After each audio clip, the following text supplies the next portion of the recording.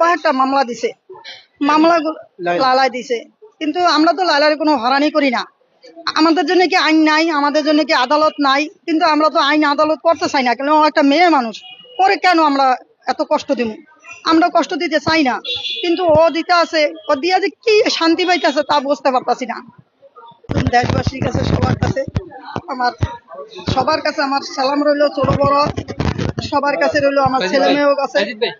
আজকে যে ঘটনাটা হয়েছে এটা আমরা জানি না, কেননা ও যে কয়েকটা মামলা করছে, ওই মামলাগুলা সবগুলাই ওই জামিন নিছে।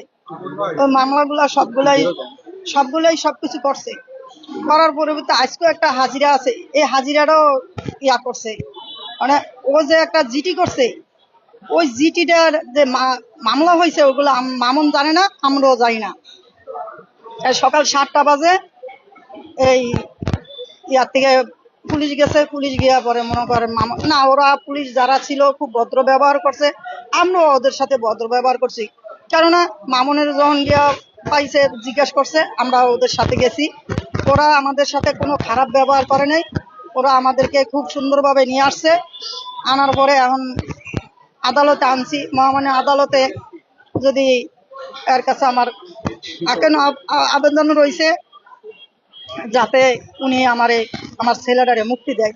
আর একটা জিনিস আপনারা সবাই জানেন সোশ্যাল মিডিয়াতে, ও আর একটা জিনিস কি সবাই তো জানো যে আমার 3টা বাঘ পেতুবন্দি ফলাপানি আছে, মা বাবা সবাইরে মামুন খাওয়ায়, পুরা ফ্যামিলিটা চালায়।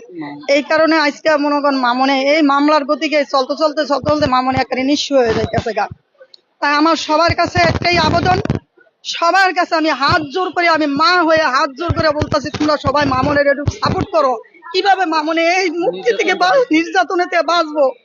মামুনের বারবার নির্যাতন করতেছে, মামুনের বারবার হয়রানি করতেছে। আমার ছেলে পুলিশ দেখলে ভয় পায়, আর আজকে আমার ছেলেরে জায়গায় জায়গায় হয়রানি করতেছে। আমি মা কি কমু, বলার আমার কোনো ভাষা নাই, আর বলতে পারি না। আপনাদের কাছে সবার কাছে, ছোট বড় সবার কাছে আমার একটাই আবেদন, সবাই একটু মামুনের একটু হেল্প করেন। আজকে আবার সকালবেলা আনছে, দেখি মামুনের আদালত কি করে।